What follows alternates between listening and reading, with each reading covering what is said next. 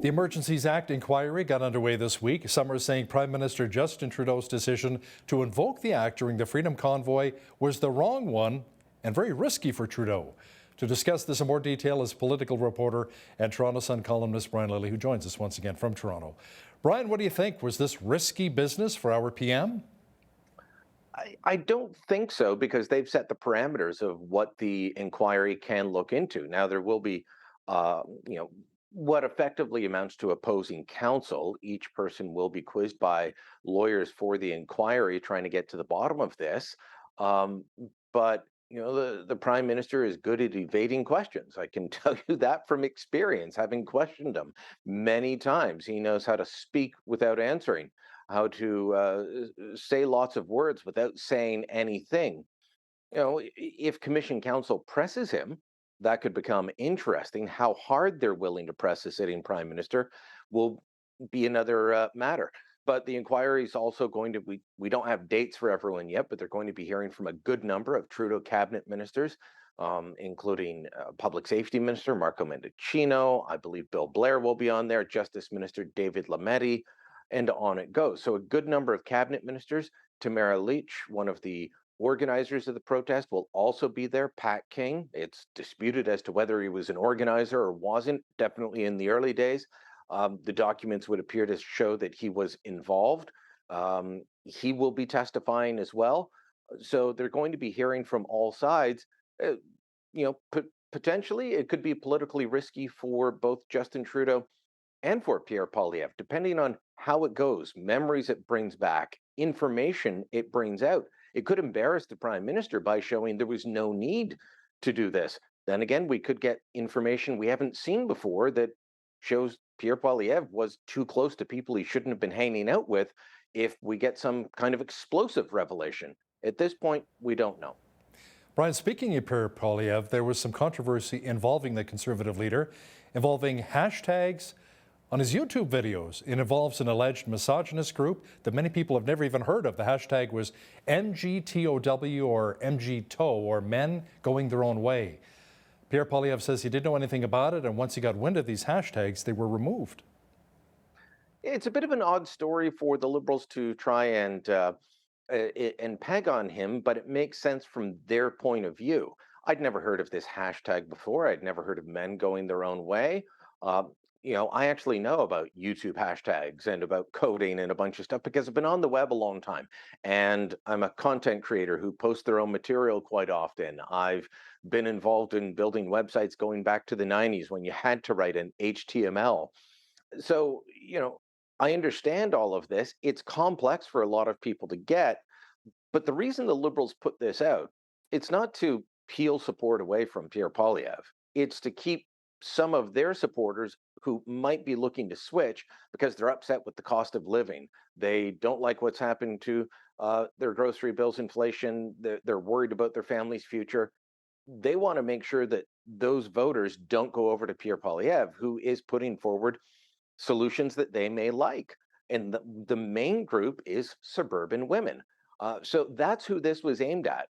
Women who voted Liberal in the last election or two, but who might be thinking, well, I'm not crazy about where this is going.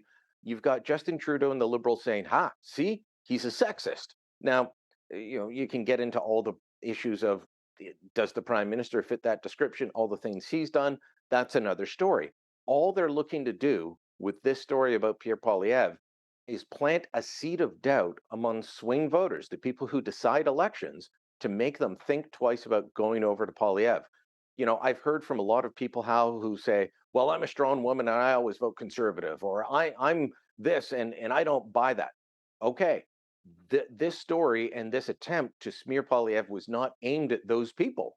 It was aimed at, suburban mothers in Vancouver, in the Toronto area, in suburbs of our major cities who voted Liberal last time. It's all about keeping them in the fold, or at least making sure they don't go over to Pierre Poilievre, who's been talking about the issues that are top of mind to Canadians.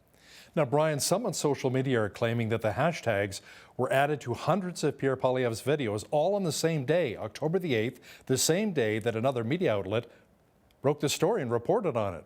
So is this just a smear campaign by the Liberals? Look, I haven't seen evidence of that. I've seen the claims. Polyev's team said, "Look, we deleted this as soon as it happened."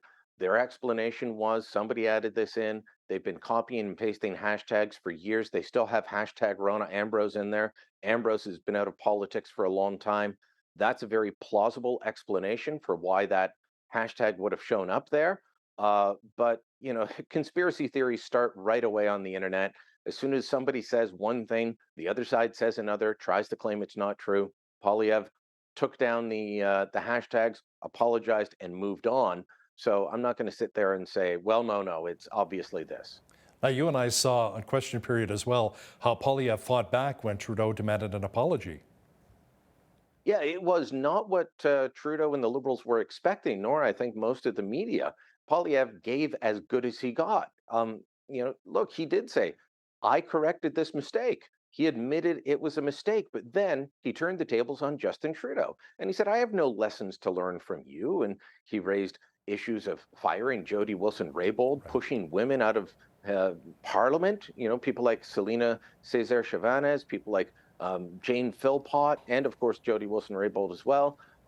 We could talk about the groping incident, Elbowgate. The list goes on. This prime minister, I can't say he's gotten a free pass, but I think all of his issues around women are baked in. So for him to turn around and try and lecture somebody else, though, and say, we believe in strong women and you're, hanging out with sexists and misogynists, that's not going uh, to stick, I don't think, the way that it should. It will with liberal partisans. And let me be honest, Hal, Pierre Poilievre has to be careful. The Conservatives have to be careful not to get more of these own goals because you just end up looking dumb for a bit because he's got to reach those swing voters. He's got to convince them to come over to the Conservative side. So it was an own goal, but he fought back. He fought back hard. Just make sure you don't get more own goals, more errors, to use the baseball term, in the next few innings. Errors, yeah. The Blue Jays loss is still stinging with me. Let's not go there.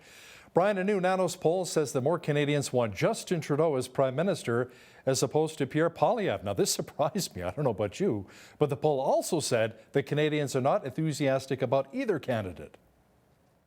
I would put more stock in that last statement than I would in saying that more Canadians want Justin Trudeau as prime minister. Although it's not the first poll to show that, but an earlier one that showed that, I think it was about 23% said they wanted Justin Trudeau, saw him as the best prime minister compared to 20% for Pierre Poilievre. What's the difference between the two men, Hal, in terms of how the public's viewing them? They're just getting to know Pierre Poilievre. They've gotten to know Justin Trudeau over a long period of time, including 7 years as prime minister, and his star is fading. Could he bring it back? Absolutely.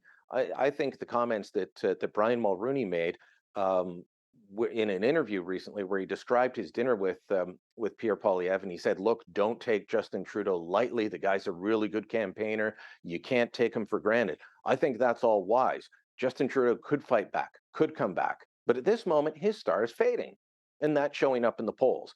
When it comes to party support, the Conservatives are definitely ahead. It depends on by how much in terms of which polling firm you look at. But major firms like Leger, which actually get elections right, they have shown that they're ahead by 5, 6 points at the moment. Can that stick? Well, again, we're going to have to wait and see. We're not going to be voting anytime soon. If the numbers were reversed and it was 34% for the Liberals and 28% for the Conservatives, I'm pretty sure that we'd be finding a way to have a fall election somehow. I think that card is not going to be played at the moment. Russia has stepped up its attacks against Ukraine, battering Kyiv with missiles in a way, Brian, we haven't seen in many, many months. Now, the attacks were naturally condemned by many of our world leaders, including Prime Minister Justin Trudeau, who's promising more help. Yes, so we're promising to send 40 additional members of the military. These are military engineers. The reason that's important is these are people who are skilled in using explosives. We may not have a lot of experience doing that in the field these days, but these are people who are trained in that and can assist in training Ukrainians in how to use that. We saw the explosion on the Crimea Bridge, how to take out infrastructure that Russia needs to continue waging its war. That will be part of the the mission of these 40 engineers, among other skills that they can transfer. This is in addition to about 166 military trainers that are already there in Canada, or sorry, in Poland mostly, specifically for that response. And then we've got about another 500 in Latvia. That's more about a deterrence defense system against Russia, which has been making noises about Latvia, Lithuania, and other surrounding states for some time. These are NATO members, and we're there to defend them. So it's not a major one, but it can be important because uh, the support given by Canada, the United States, and Britain in training Ukrainian forces has been credited with one of the reasons that they're doing so well against Russian forces who are not trained to the same level in any way, shape, or form.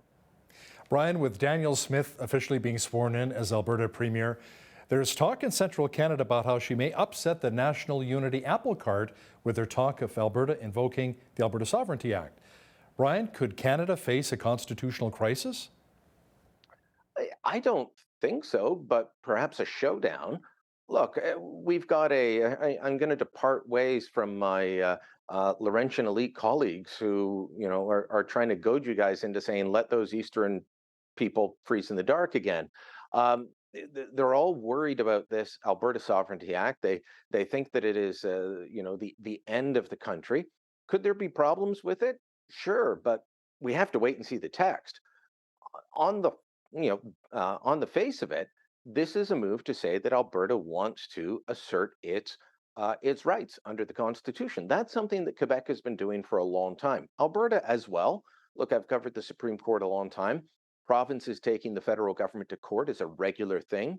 It's how we decide, how the Constitution is to be interpreted, and so these are normal things. But now Danielle Smith is saying, well, we're going to act the way we believe the Constitution is written, the way we believe the Constitution should be interpreted. And the federal government can take us to court if we don't want. Things like saying go for an Alberta pension plan or an Alberta provincial police force. You don't need the Sovereignty Act for that. And Quebec already has its own pension plan. Ontario, Quebec, and Newfoundland have their own provincial police forces. Quebec collects its own taxes rather than having the federal government do it. These are all things other provinces do already. So you don't need the Sovereignty Act for that. The Sovereignty Act is more a declaration of how the province under Premier Smith will view federal relations.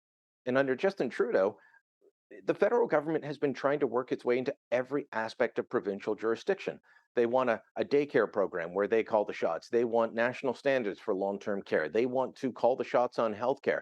I often wonder why Justin Trudeau hasn't run to be premier, because he only wants to run provincial programs. He's far less interested in anything the federal government's responsible for. Brian, Hockey Canada's CEO and board have stepped down. So what does this mean for the national program moving forward in our country? And do you think maybe the sponsors will come back? It's going to take some convincing, I think, and some show that this is real, that this is real change. Because Hockey Canada, we had the allegations of the horrific sexual assault in 2018 in London, Ontario, and then more allegations of 2003. Then we find out about the slush fund, paid in part by registration fees from kids' hockey. Wow. It got every parent across the country angry. It got the media angry. It got the sponsors, the politicians. Scott Smith and other executives and board members have shown up several times over the last few months. And they've been committee hearings like I've never seen before, Hal. Normally there's a side that supports the witness and a side that opposes the witness. Nobody supported Hockey Canada. They all told them the same thing. You've got to clean up your mess. They didn't do it. In fact, they were defiant just a week ago. And that's what eventually had all the protest or all the sponsors protesting and saying, we're out of here. If you've lost parents, if you've lost Tim Hortons, Esso, Canadian Tire, Bauer, you've just lost everybody. Like you don't have any friends. So is it more than just taking out the guy at the top and the board members? Are there going to be other changes of other senior executives? Will there be a culture change at Hockey Canada? If that happens, if they can show that in good faith, maybe they get the sponsors back. Maybe they get the hockey federations, the provincial federations were saying, we're not sending you any more money. You got to clean up your act. So this is a good first step, but it's not the last one. Yeah, let's see how it plays out. Political reporter and Toronto Sun columnist Brian Lilly, thanks so much for your time today. Thank you, Hal.